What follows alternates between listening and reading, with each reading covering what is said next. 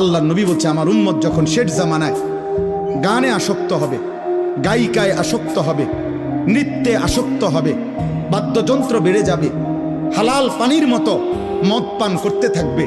আল্লাহ রাসূল সাল্লাল্লাহু আলাইহি ওয়াসাল্লাম বলেছেন ইজা যাহারাতিল কাইনাত ওয়াল মাআজিফ ওয়াস্তাহাল্লাতিল খামরা, আল্লাহ নবী বলেন আমার উম্মতকে তখন মাটিতে ধসিয়ে দেওয়া হবে, পাথরের বৃষ্টি বর্ষণ করা হবে, চেহারা বিকৃত করে।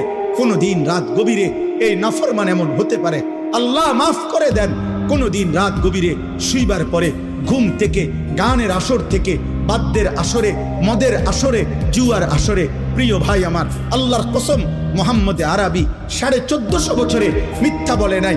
এই পাপের শাস্তি হিসাবে নবী বলছে চেহারা কোনোদিন অচিরেই শেষ জামানায় আমার উম্মতের চেহারা এই গান, বাদ্য, মদ, নেশা, জুয়ার আসক্ত ব্যক্তির চেহারা মানুষের সুরত বদলিয়ে পশু জানোয়ারের আকৃতি হয়ে যাবে।